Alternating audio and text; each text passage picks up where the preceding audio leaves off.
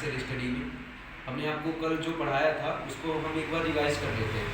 Number system का चल रहा था, उसको रिवाइज कर लेते हैं थोड़ा सा, उसके बाद जो आगे पढ़ाने वाले उसको देखिए। कल मैंने आपको क्या बताया था, देखिए इधर, कल मैंने आपको अंक बताया था, कल मैंने आपको प्राकृतिक संख्या बताया था। प्राकृतिक संख्या को इंग्लिश में क्या बोलते हैं, नेचुरल नंबर। अंक बताया था यानी नंबर्स, बेटा आप लोग भी देखना है ना। और फिर क्या बताया था, पूर्ण संख्या बताया था, ठीक है, यानी कि होल नंबर्स, ठीक है। और क्या बताया था बेटा, और मैंने आपको क्या बताया था, पूर्ण संख्या के बाद सम संख्या, सम संख्या यानी इवन नंबर्स। और क्या बताया था बेटा, विषम संख्या यानी कि ऑड नंबर्स। तो मैंने बताया था कि आगे क्या होता है, 0 से लेकर के 9 तक के नंबर को हम क्या बोलते हैं, अंक बोलते हैं, ठीक है ना। और मैंने ये बताया था प्राकृतिक संख्या क्या होता है। तो मैंने एक बहुत ही अच्छे तरीके से इस तरह समथिंग यूट्यूब पे क्या कहीं भी कोई नहीं बताता कि प्राकृतिक संख्याएं वो संख्याएं होती हैं कि जब हम किसी वस्तु को गिनना स्टार्ट करते हैं। फॉर एग्जाम्पल ये एक मार्कर है, एक मार्कर मेरे इस हाथ में, एक मार्कर यहाँ, एक मार्कर यहाँ। तो सबसे पहले कहाँ से गिनना स्टार्ट करेंगे, एक, पहला मार्कर एक, यानी पहला मार्कर एक, फिर दूसरा मार्कर 2, तीसरा मार्कर 3, 4, 5, ये ऐसे से गिनते जाएंगे। पूर्ण संख्या क्या होती है, यानी कि प्राकृतिक संख्या में, प्राकृतिक संख्या में सुनना सभी है ना, प्राकृतिक संख्या में यदि हम 0 को क्या कर देते हैं, ऐड कर दें 0 को, वो क्या हो जाएगा, प्राकृतिक संख्या हो जाएगी, सॉरी पूर्ण संख्या हो जाएगी। असम संख्या जो 2 से विभाजित हो जाए, यानी कि 2, 4, 6, 8, 10, ये क्या कहला जाएगी बेटा, क्या कहलाएगी, सम संख्या, ठीक है ना। और विषम संख्या क्या कहलाएगी, जो 2 से विभाजित ना हो। तो 2 से 2 तो विभाजित हो जाएगी, क्या विभाजित नहीं होगी, 1, 3, 5, 7, 9, है ना। फिर क्या हो जाएगा, 11, 13, ये डेड है, ये इन्फिनिटी है। अब ये आप पूछोगे सर ये आपने ये क्या किया है, ये क्या किया है, ये क्या किया है, ये क्या किया है।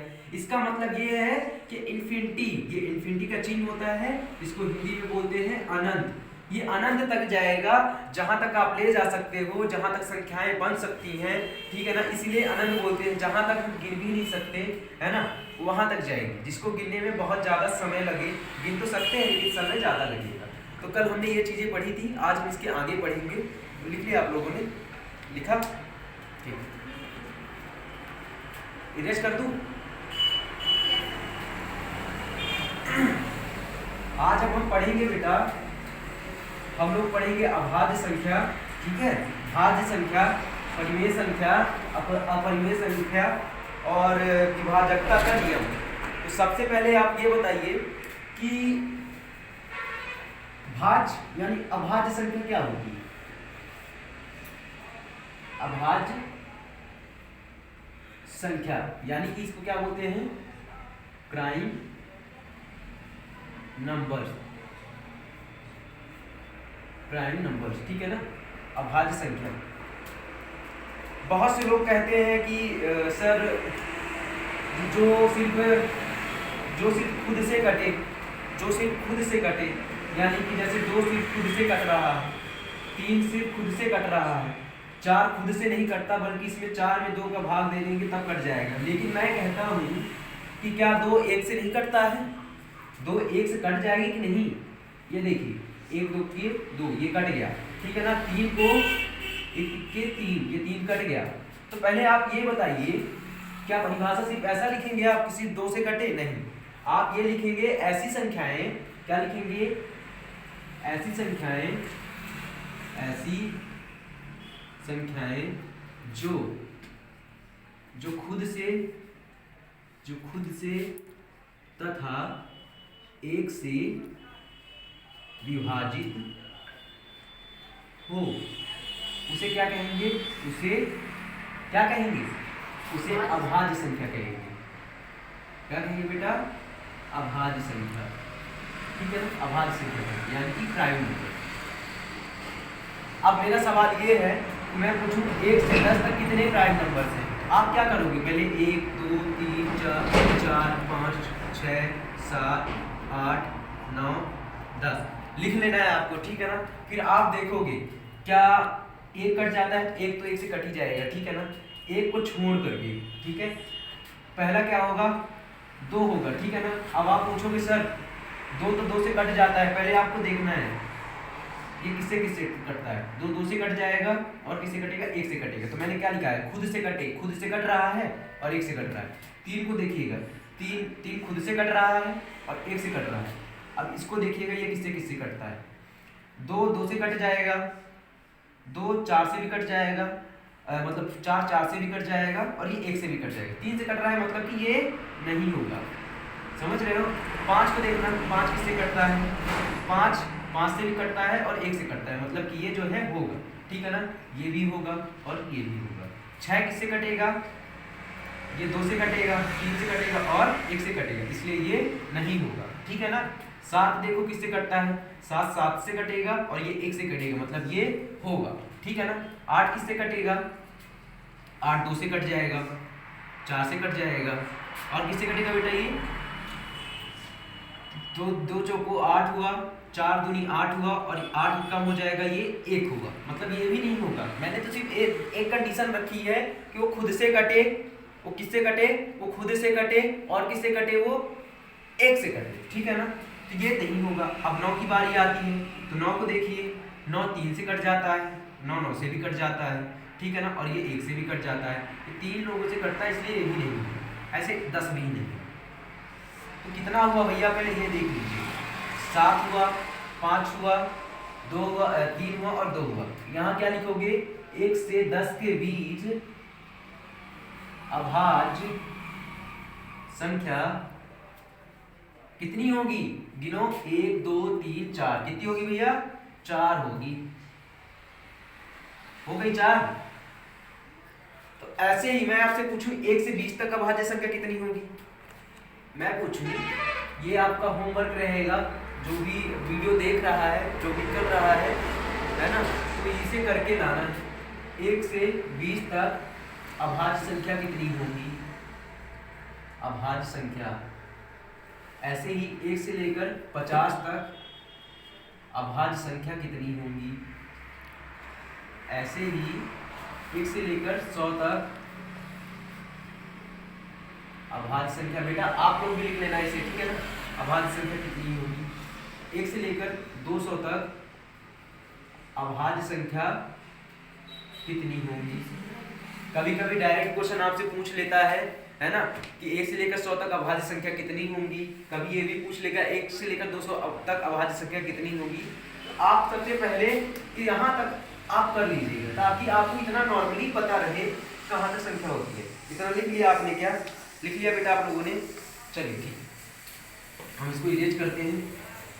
इसके बाद हम पता करेंगे कि अभाज्य संख्या के बारे में 1-2 क्वेश्चन और हैं, उसको आप देख लीजिए, जो कि कई एग्जामों में ये क्वेश्चन आ चुका है, सबके मन में रहता है ना। एक ऐसी संख्या, एक सवाल ये है, एक ऐसी संख्या बताइए, ऐसी संख्या, एक ऐसी संख्या, एक ऐसी सबसे छोटी संख्या बताइए जो अभाज्य संख्या भी हो तथा सम संख्या भी। कौन बता सकता है, कोई बता सकता है, बताओ, तुम्ही लोगों में से पूछ रहा हूँ। सम संख्या बताओ, क्या पता है। मैंने सबसे छोटी अभाज्य संख्या क्या लिखाया है सबसे छोटी अभाज्य संख्या मैंने 2 लिखाया है, तो इसके नीचे तो कोई अभाज्य संख्या है नहीं, तो सबसे छोटी 2 अभाज्य संख्या हो गई। अब मैंने सम संख्या क्या लिखाया है बेटा, कि सम संख्या क्या होता है, सम संख्या मैंने लिखाया है 2 4 6 8 10, ठीक है ना। तो ये मैंने 2 लिखाया ना, तो 2 ही एक ऐसी मात्र संख्या है जो सम संख्या भी है, अभाज्य संख्या है, ठीक है ना। ये सवाल हर एग्जाम में अब मुझे एग्जाम बताने की कोई आवश्यकता नहीं है, चाहे एसएससी हो, चाहे रेलवे हो, चाहे कोई भी एग्जाम हो, चाहे आपकी क्लास का नवोदय का हो, ठीक है ना, उसमें भी ये सवाल पूछा जाता है और ये आया हुआ क्वेश्चन है। उसमें सिर्फ इतना बस पूछता है कि सबसे छोटी अभाज्य संख्या का नाम बताइए। बड़े एग्जामों में ऐसा पूछ लेगा, ऐसी अभाज्य संख्या का बताइए जो सम संख्या भी हो, तो 2 ही है। मतलब किसी भी तरह क्वेश्चन घुमा सकता है आप, है ना। तो ये समझ में आया आपको, इसको लिख लीजिए आप लोग, है ना।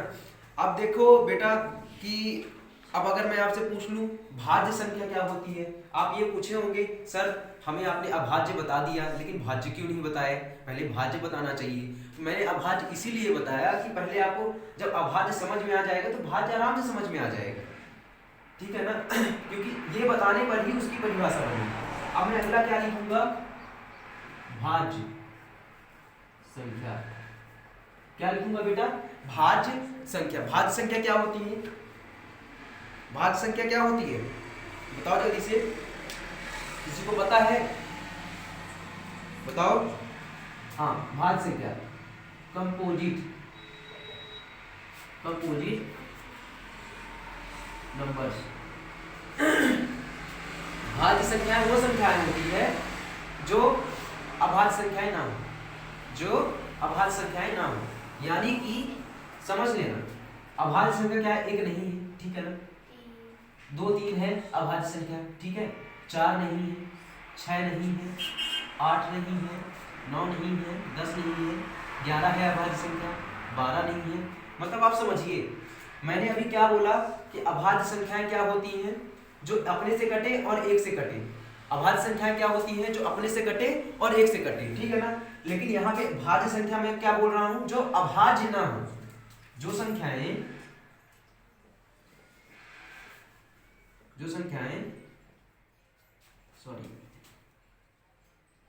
अभाज्य ना हो, वह क्या कहलाएंगी, आपका क्या कहलाएंगी, कंपोजिट नंबर।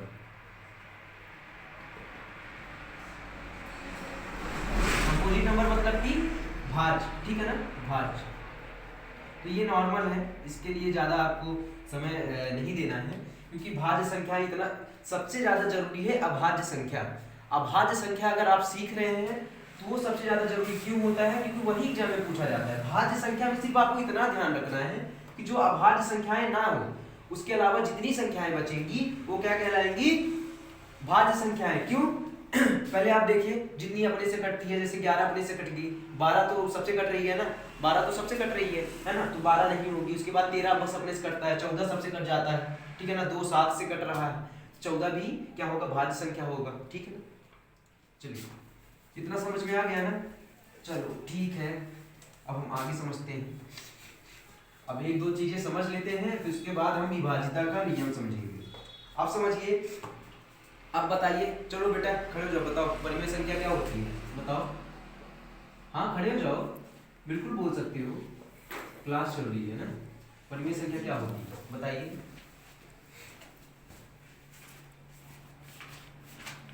क्या होती है परिमेय संख्या, हाँ बैठ जाओ नालायक। परिमेय संख्या वो होती है बेटा जिसको हम P/Q के रूप में लिख सकते हैं। इसमें ये परिभाषा हमेशा पढ़ते हो लेकिन इसका मतलब कोई नहीं समझता है।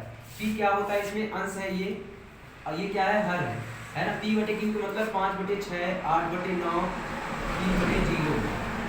हमेशा देखो ये एक लाइन लिखी रहती है हमेशा, इसमें कोई ध्यान नहीं देता। Q = not equal to 0, Q is not equal to 0 मतलब कि नीचे वाला अंक 0 नहीं होना चाहिए, लेकिन ये पूरा ही 0 हो जाएगा, और पूरा 0 हो जाएगा तो ये परिमेय संख्या नहीं होगी, क्योंकि पहली ही लाइन हमारी लिख रही है कि परिमेय संख्या वो होती है जिसे P/Q के रूप में लिखा जा सकता है।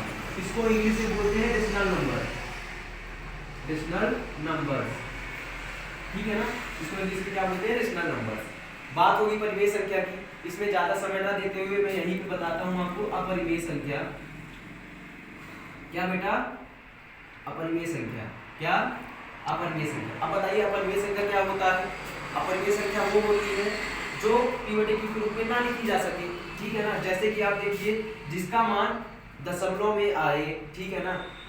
किसका मान दशमलव में आएगा, जो रूट वाली होंगी, ठीक है ना। ये देखिए दशमलव में इनका भी आ सकता है, लेकिन इनको हम बटे के रूप में नहीं लिख सकते, इनको हम बटे के रूप में लिख सकते हैं, अपान के रूप में लिख सकते हैं। √2 हो गया, √3 हो गया, √4 नहीं हो सकता, √7 हो गया, ठीक है ना।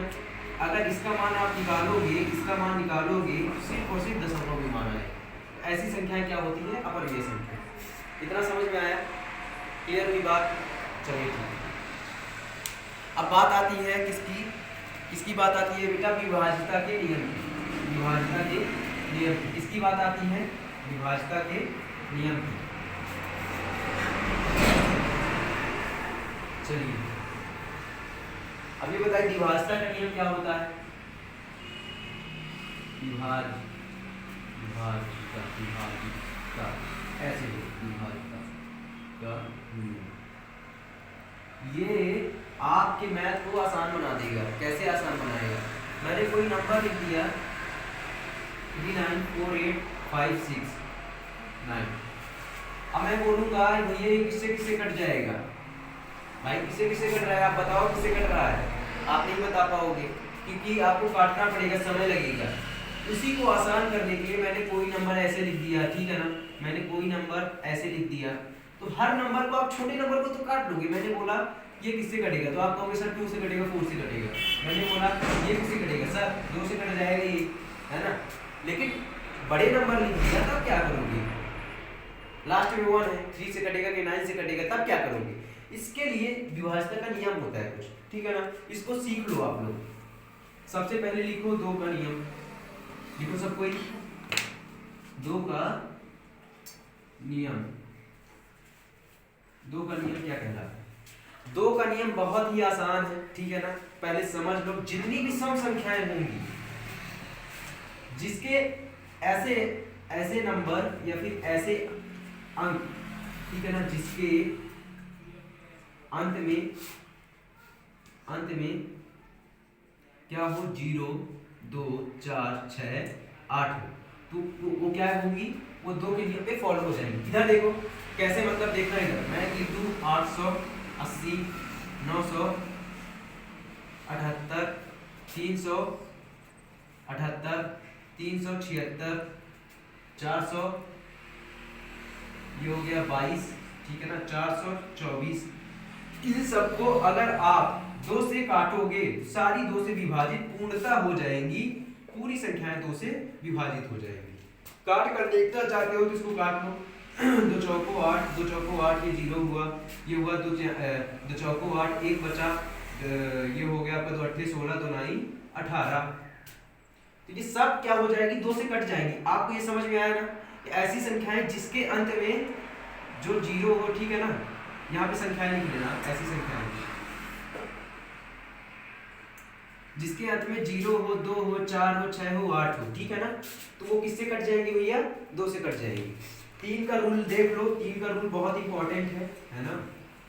3 का रूल बहुत इंपॉर्टेंट है।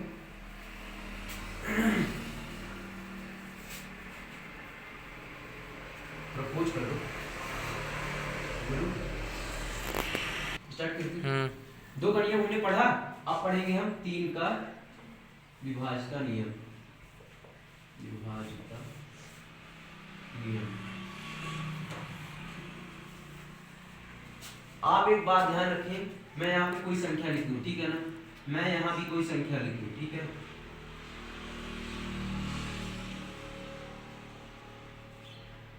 ये लिख दो। आप पहले इसको जोड़ो। इसको बताने से पहले ये बताना जरूरी है। पहले आप इसको जोड़ो। 8 3 11 और 11 9 कितना हो गया? 20 हो गया, ठीक है ना। इसको जब जोड़ो 8 9 17 17 4 21 हो गया, ठीक है ना। इसको जोड़ो 8 1 9 9 18 18 4 आपका 22 हुआ, 22 3 25 हो गया, ठीक है ना। इसको जोड़ो 8 4 12 3 15। इसको जोड़ो 8 3 11 4 16। इसको जोड़ो 4 1 5 5 9 14। अब मुझे ये बताओ 3 से कौन कौन कट रहा है? 3 से 21 कट जाएगा, 3 से 15 कट जाएगा, ठीक है ना। 3 से बस इतना 2 कटेगा, कटेगा ना। 3 का विभाज्यता का नियम देखना। ऐसी संख्याएं जिसका